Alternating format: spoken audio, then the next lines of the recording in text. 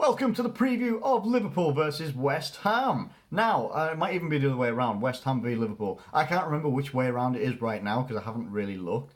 But yeah, I think I've got some time right now, so I'm actually going to get the preview done right now. So we've got West Ham.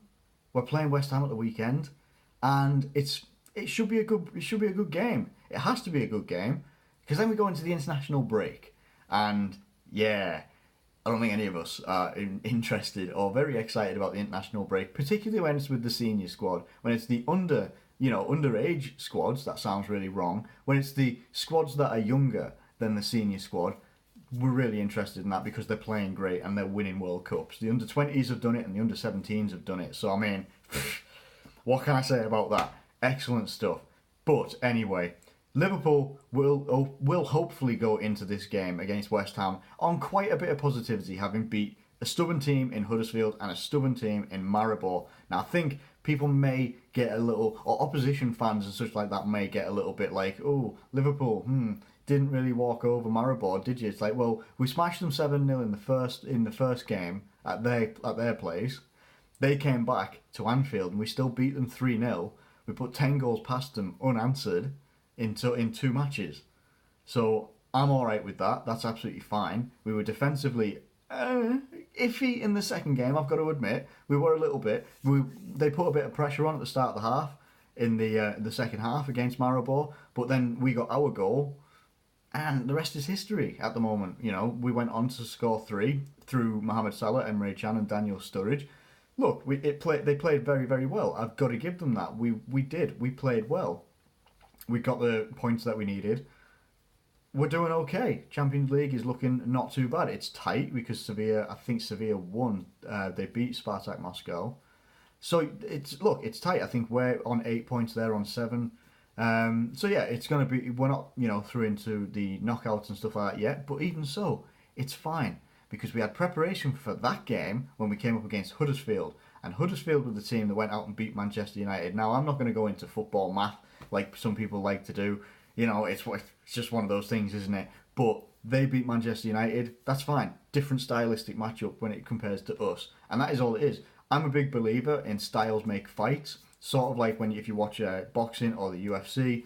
I so believe that styles make fights. And they can change it as well. So in this instance, styles will make games. And I just think that our style when we were coming up against Huddersfield was just different enough that we were going to have an impact on that game and win the game. Whereas when we came up against Manchester United, we didn't have that style of play that Huddersfield had that opened Man United up. That's all it is. So people saying that, oh yeah, you can't beat Man United, but you can beat Huddersfield. And I'm like, yeah, we beat Huddersfield though. So I'm okay with that. I'm not okay with where our league position is right now. I think we're still in 6th. I think we're tied on points with Burnley and we're just ahead on goal difference. So, look, top 6 is going to be tight as hell this year. And I've been saying for a long time, unless we manage to get our defence, goalkeeping situation up and they're all playing well, yeah, we're going to struggle to get, into the top 4. Never mind top 6. So top 6 right now for me is like, I'm okay to be there, but I want to be further ahead. Now I've got to look at West Ham. And West Ham got a very good result in a cup game against Tottenham. I think it finished 3-2 after being 2-0 down. Got in the second half, and I can't even remember. I think Andre Ayew got 2 goals, and Ogbonna scored the winner. That might be right. I'm not entirely sure. But even so, yeah, very good result. But then they go to Crystal Palace, and they feel like they've lost because they were 2-1 up right up until the 96th minute and 30-odd seconds or something like that anyway. Antonio gives the ball away, or I don't know what he was trying to do. He was crossing it into the box. Instead of running the clock down in the corner or something like that, decided to try and be a little bit clever, cross it in and get another goal. Didn't happen. They went up the other end. Zaha went and got another goal. It went 2-2. And yeah, you could feel, if you watched the game, you could literally see the negativity seeping out of the West Ham fans, and you could see how deflated the players were as well. So does that play into our hands? Are these guys going to come out fighting and big style? Now, what we've got to remember as Liverpool fans is West Ham have been a bit of a bogey team for us. They have. We got that 4-0 victory against them last year, but I think we drew the game earlier in the season as well Before that, we haven't had we haven't had the very best track record against West Ham in recent seasons, but hopefully that won't plague us this time and we can go and get the victory. We will be missing players, for damn sure. We're going to be missing players, and it's rumoured to be that Coutinho is going to be missing from this one. Lovren might be missing from this one as well. Who did we have missing in the Champions League? I cannot remember right now. Wijnaldum got injured in the game after pretty much just coming back from an injury not so long ago. So that's going to be a bit of a miss because he was looking like he was getting back to his best. So yeah, that's not too good, but we should still have enough, I think, going forward. Sadio Mané is due to be in training this week, according to a press conference a couple of days ago by Jurgen Klopp, of an update of where like Adam Lallana and such like that were as well. He's due to be in training. I doubt very much that he's going to be playing against West Ham. Maybe, I just don't think that'll happen. But, it's one of those, isn't it? It could throw a complete curveball and you go Salah and Mane, and I'll be like, well, I'll be feeling positive then, I tell you now. Coutinho is apparently definitely not going to be playing at all. No, he's not going to be playing any part in that game. So, looking at a West Ham perspective as well, though, where are the threats from West Ham? It changes from game to game. If you see West Ham's games and you listen to some of their fan views on some of the fan channels and stuff like that as well, they're obviously really pushing and wanting Javier Hernandez to be doing well. The service that he gets isn't the best.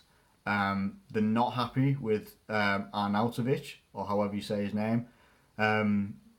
So I think mainly the creator for them will be, is it Manuel Lanzini? I'll just say Lanzini because that's definitely his second name. Lanzini is going to be probably their chief creator if he's playing. It also depends how they're going to line up now, though, because are they going to go two up top? Are they going to go with Andre Ayew and Hernandez? Are they going to go Ayew and Carroll and Hernandez? They've got a couple of options, but they've got to make sure that they, from their perspective, they've got to make sure that combination is the exact right one. Because for me, if I'm West Ham, I'd be looking at it like I'd want a little and large combo because you've got the option to do it. You get Carroll, who can knock the balls down. He can even take the goals himself as well. I'm not saying he can't, but he can knock balls down and set through someone like Javier Hernandez or Ayew, and they can, get in and around our defence. To be fair, our defence hasn't looked too bad against the likes of Huddersfield and Maribor, but it is Huddersfield and Maribor. I'm not disrespecting Huddersfield there either, because I think Huddersfield are actually higher in the table than West Ham right now. So, that's maybe not too bad. It really does depend on, I don't know, because his team selection is not always very straightforward. Will Antonio be playing in this game? He's been fighting off injury or something like that. He's had a couple of injuries and he's maybe playing through an injury. I don't really know.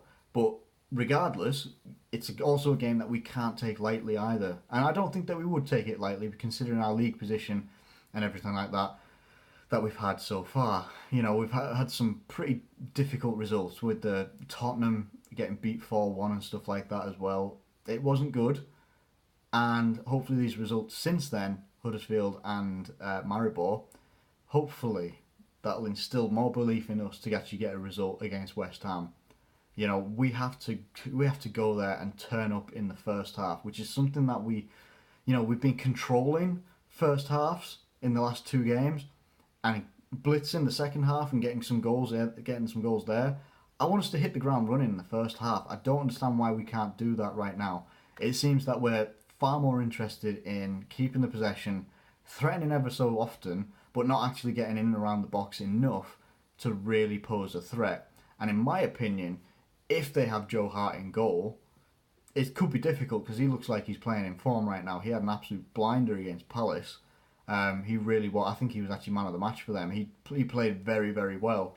So we are going to have to be clinical. And that is one thing that we have been lacking, is being clinical. Now, is Sturridge going to be playing himself into form as well? Got his 100th club goal against Huddersfield and scored last night in the Champions League. Look, is he going to be playing himself into starting contention? He certainly could be. Let's have a look at the team that we could possibly be going up with. For me, it most likely you'll be starting with Mignolet because he just seems to be the Premier League goalkeeper. He's going to be Mignolet. I would be surprised if it's not Moreno at left back, but I really would like to see Andrew Robertson come in and actually get a chance. I keep saying that in a good couple of videos, but I just think it's fair. I don't know what he's doing wrong, if he's doing anything wrong, or whether it's just Moreno's playing well right now, so we're going to stick with Moreno. And you know what? I'm okay with that. I just think that it's unfortunate to have a guy like Andy Robertson on the bench not doing anything. I think he deserves a shot.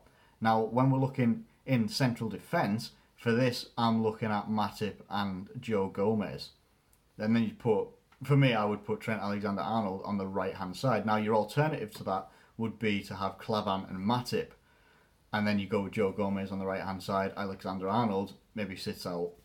Those are your options. For me, I would go with the first, because I'd like to see what Joe Gomez is like more at centre-back and getting Alexander-Arnold at right-back as well, alongside Matip. I just think that would be quite decent.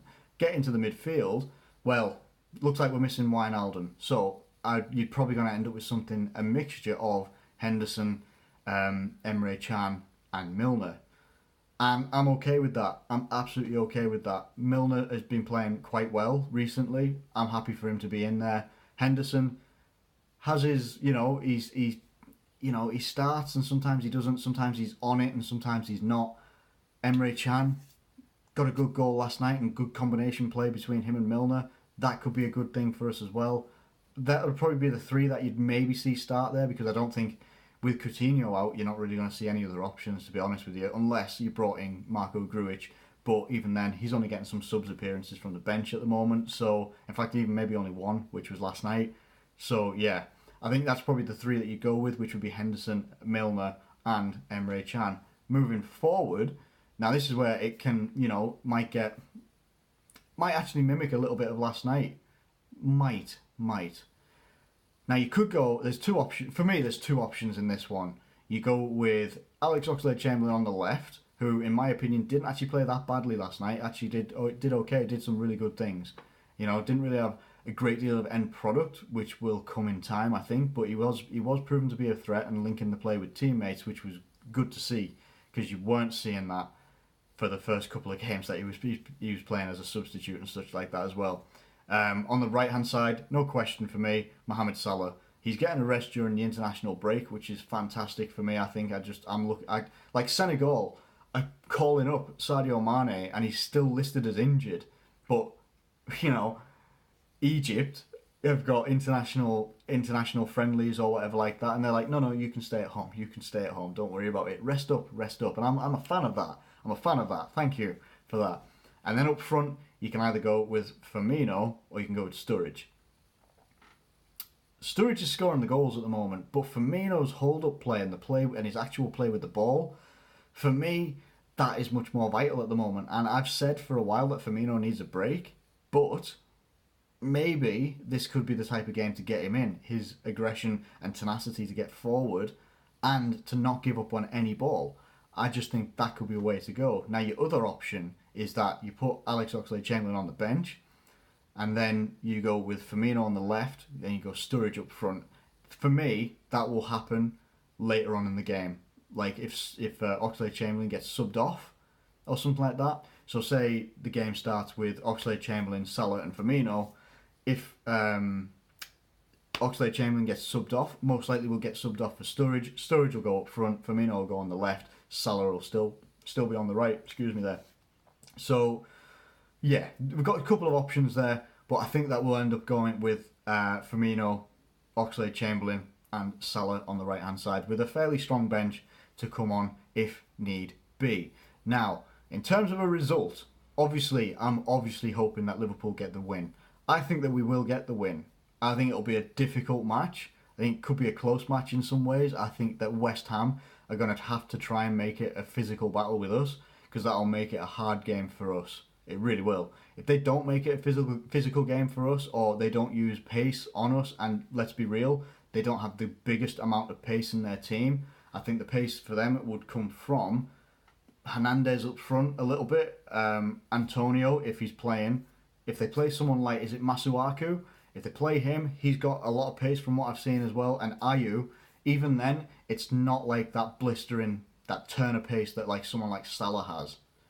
But they can still be threatening. So those would be like, if they don't come at us like a steam train, yeah, then it could be quite a comfortable game for us. But I do think it's going to be a tight game. I think it'll be a score. There'll be scoring from both teams, but I do believe that this one will be a 2-1 victory for Liverpool, and then it's the international break. So, those are my thoughts and everything like that about the West Ham game for Liverpool.